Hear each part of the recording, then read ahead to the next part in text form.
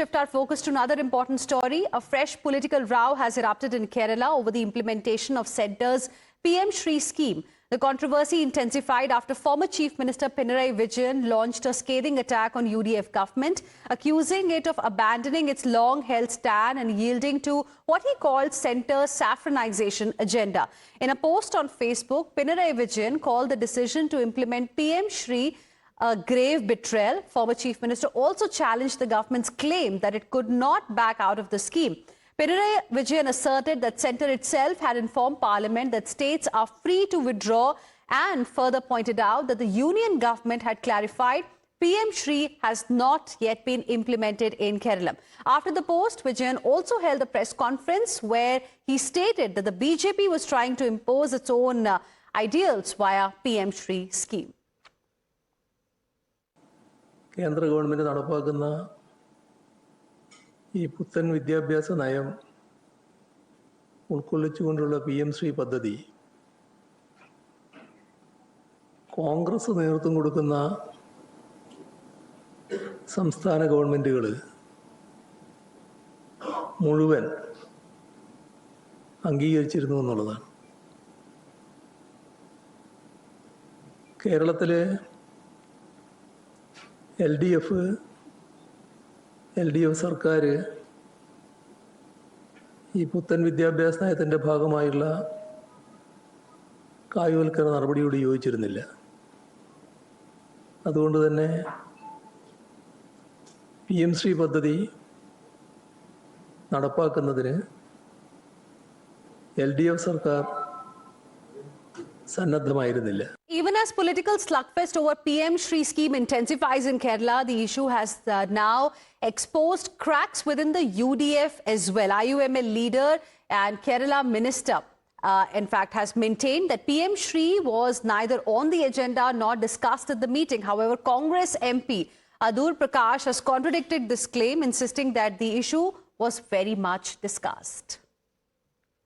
അല്ല, ലീഗിൻ്റെ അല്ല, UDFൻ്റെ തന്നെ പറയാം. ഇതിനെ രണ്ടാക്കേണ്ട ആവശ്യമില്ല. ആ റിപ്പോർട്ട് വെറുതെയാണ്. കാരണം ഇന്നലെ UDFിൽ PM ശ്രീ സംബന്ധിച്ച് യാതൊരുവിധ ചർച്ചയുണ്ടായിട്ടില്ല. UDF ചർച്ച ചെയ്തു, ലീഗ് വേറെ അഭിപ്രായം പറഞ്ഞു, കോൺഗ്രസ് വേറെ അഭിപ്രായം പറഞ്ഞു എന്നൊക്കെ പറഞ്ഞ് നിങ്ങൾ ഉണ്ടാക്കുന്നത് അടിസ്ഥാനരഹിതമായൊരു വാർത്തയാണ്. ഇന്നലെ ചർച്ച ചെയ്തിട്ടില്ല. ഇന്നലെ അങ്ങനെ ഒരു അജണ്ട ഉണ്ടായിരുന്നില്ല.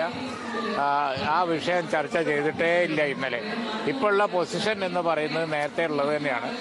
അതായത് ക്യാബിനറ്റ് ഒരു സബ് കമ്മിറ്റിയെ വെച്ചിരിക്കുന്നു. ആ സബ് കമ്മിറ്റിയെ വെച്ചതിന് ശേഷം കേരള ഗവൺമെൻറ് ഇത് സംബന്ധിച്ച് എന്താണ് ഗവൺമെൻറ്റിന് പറയാനുള്ള റിപ്പോർട്ട് പഠിച്ച ശേഷം UDFും പറയും, അതുപോലെ തന്നെ പിന്നെ മുഖ്യമന്ത്രിയും പറയും, ഞങ്ങളൊക്കെ ഒരുമിച്ച് ഒരു അഭിപ്രായം പറയും. രണ്ടഭിപ്രായം ഇല്ല, ഒറ്റ അഭിപ്രായമേ ഉള്ളൂ.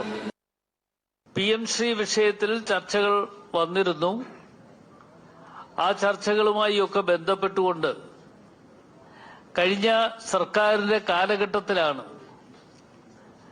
PM ശ്രീയുമായി ബന്ധപ്പെട്ടുകൊണ്ട് തീരുമാനങ്ങൾ കൈക്കൊള്ളുകയും LDF ഗവൺമെന്റ് കാലഘട്ടത്തിൽ അത് ചെയ്തപ്പോഴും അതിനുശേഷം വന്ന ഒരു ഗവൺമെന്റ് എന്നുള്ള നിലയിൽ അത്തരം കാര്യങ്ങളൊക്കെ തന്നെ പരിശോധന നടത്തിക്കൊണ്ട് അത് എവിടെയൊക്കെയാണ് നടപ്പാക്കേണ്ടത് എന്നതിനെക്കുറിച്ച് തീരുമാനങ്ങൾ കൈക്കൊള്ളുന്നതാണ്. We also have a reaction coming in from CPIM, which says UDF government's claims on PM Shri scheme have been completely exposed, calling it stand nothing but bogus. Whatever the UDF was saying on the PM Shri has proven itself that they are bogus. They were telling baseless arguments. They were accusing the LDF without any grounds. We were not a party to the PM Shri. It is true that the MOU was signed. But when the LDF understood very correctly that a left government cannot go with the PM Shri, in the LDF we took a decision. And with this, we will slip into another very, very short break. More news and updates on the other side. Stay with us.